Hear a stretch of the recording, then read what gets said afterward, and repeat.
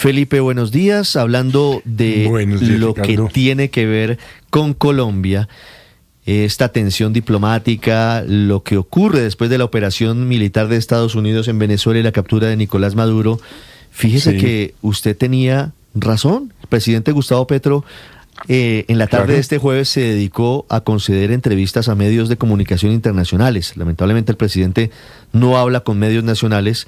Lo hizo con El País de España, con el New York Times, con BBC, con varios medios, con CBS. Y en las entrevistas, Felipe, coincide en señalar que él temía, y su gobierno temían, e incluso siguen temiendo la posibilidad de que Donald Trump inicie una operación militar en Colombia. Que él cree que esto se suspendió con la llamada, que está en stand-by, pero él no lo descarta. Y que antes de la llamada él creía que eso iba a ser inminente. Pero fíjese que ayer dijimos esto, Ricardo, y se lo preguntamos al ministro del Interior, Armando Benedetti, que si estaban atortolados. Fue la pregunta que yo hice. Y dijo, no, atortolados, no, el presidente no se atortola. Pues en el New York Times y en El País, como bien usted lo menciona en las entrevistas, dice que sí, que estaba asustado y que él espera dos cosas: que lo saquen de la lista OFAC y que la llamada haya parado de alguna manera o interrumpido la posible intervención de los Estados Unidos en Colombia. Entonces sí estaban asustados. Es que esa llamada no se dio por arte del Billy Birloque, sino porque estaban literalmente aculillados. Estaban aculillados, Felipe. 6:25. Reconoce el presidente Petro en la entrevista con El País de España que efectivamente el presidente Trump, según su información, estaba preparando operaciones militares en Colombia. Enrique Rodríguez en Madrid. Se refiere directamente a hacer cosas malas, así se lo contaba al diario El País. Hacer cosas malas, quiero decir, en la traducción que él entendió. Pero este es el relato que hacía a los periodistas del diario El País que lo entrevistaron en las últimas horas en el Palacio Presidencial. Sí, estaba pensando en hacer cosas malas allá. Digo esa palabra, bueno, no sé si, porque es con traducción, ¿no? Ojo. Pero dijo partir, así. Es con traductor.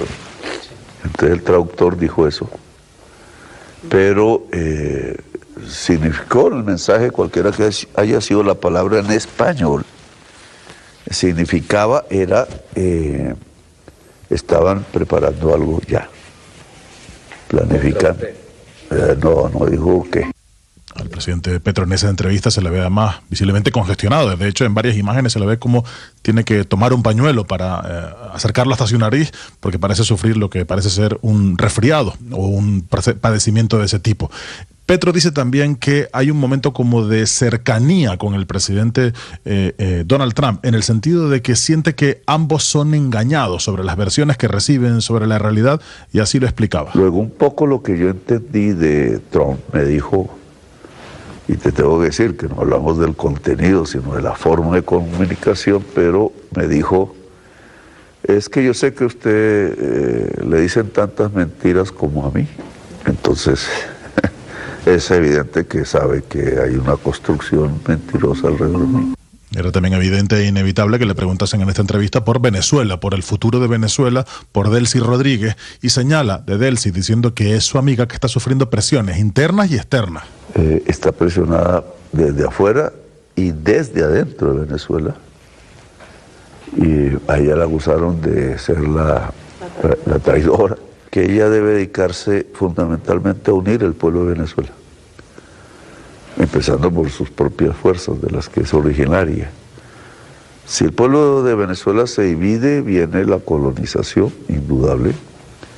Si el pueblo de Venezuela se une y busca él mismo una salida política al problema evidente que hay, que yo he llamado un gobierno compartido antes de las elecciones, pero es una salida que, sin pensarlo en esa gran cantidad de tiempo, sino más breve, puede generar confianza entre todas las partes de Venezuela y, por tanto, unas elecciones que ahí sí se vuelvan libres. El presidente Petro no quiere hablar demasiado de la política colombiana, de las elecciones, de los candidatos, pero le preguntan cuál será su futuro a partir de que abandone el cargo, a partir de que deje de ser presidente del gobierno de Colombia y presidente de Colombia en realidad. Y se refiere así a sí mismo y a la comparación que establecen con el presidente Álvaro Uribe. No, yo no soy un viejo cansón. Yo prefiero dedicar, y todavía no soy tan viejo como él, pero prefiero dedicar mi existencia a leer y a escribir libros puedo armar volate, pero a niveles menos insidiosos que los de Uribe. Le ha salido todo mal, su hermano preso, 700 asesinados del grupo de los 12 apóstoles. Yo denuncié eso en el 2007, nunca me pusieron cuidado. Y un último detalle, cuando le preguntan qué impresión le dejó Trump como persona, su respuesta es que hace lo que piensa, como yo. También es pragmático, aunque más que yo, Ricardo. 6:29 minutos, Enrique, gracias. Otra entrevista de esta ronda que dio el presidente Gustavo Petro fue al New York Times. En esa entrevista también insiste en una idea más o menos similar. El presidente Petro dice que temía que un ataque por parte de Estados Unidos fuera inminente en Colombia. Lo dijo en su declaración el miércoles pasado en Plaza Pública. Dijo que él había visto un barco y que él creía que era de Estados Unidos y que creían que ese ataque era inminente. ¿Qué más dijo en el New York Times el presidente Petro? Juan Camilo Merlano.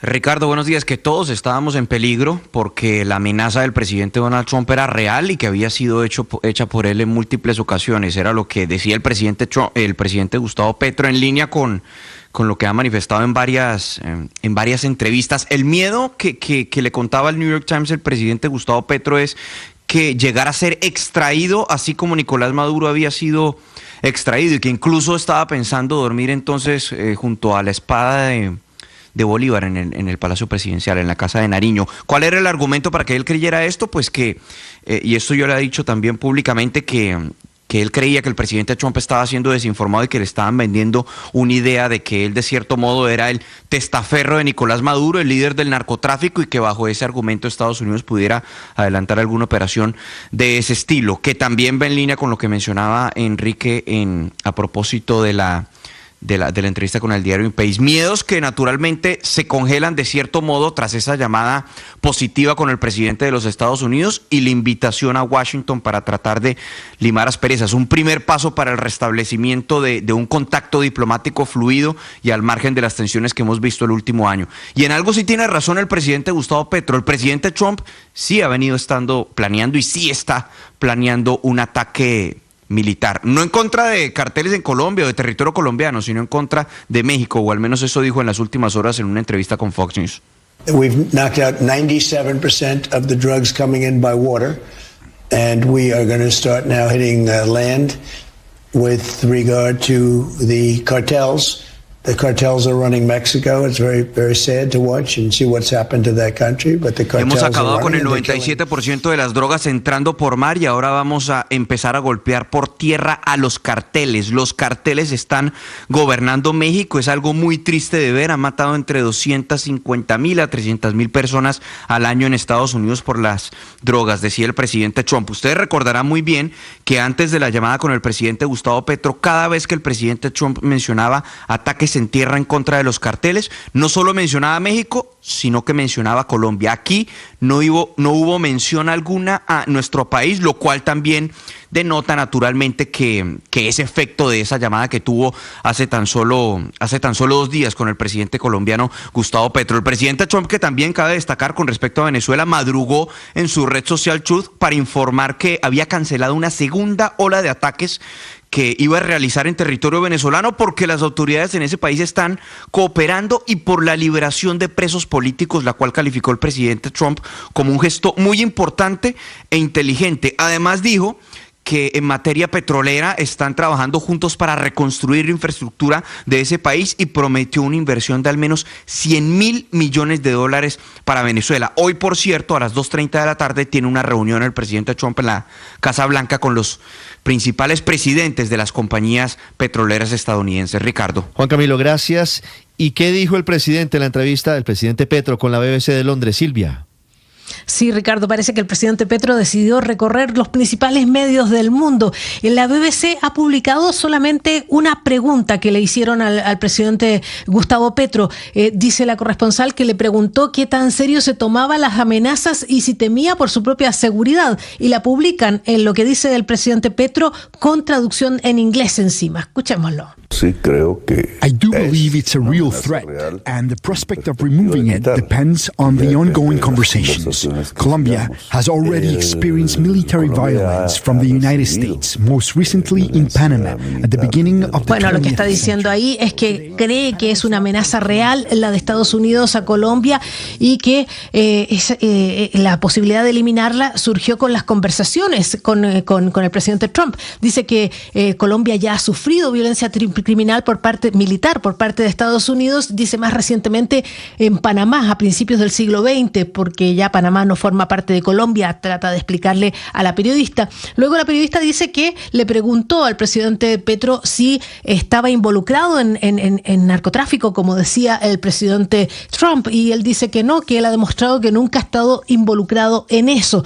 Pero y eso es todo lo que publica la BBC de esa conversación, que creo que fue a varias bandas, o sea, invitó a los principales medios del mundo para que escucharan sus palabras en este momento de crisis con Estados Unidos, Ricardo. No fue una entrevista 1 a 1, sino que habría sido una rueda de prensa, básicamente, Silvia, con medios internacionales. Es lo que parece dejar entrever la entrevista con la BBC, o al menos la pregunta que publica la BBC.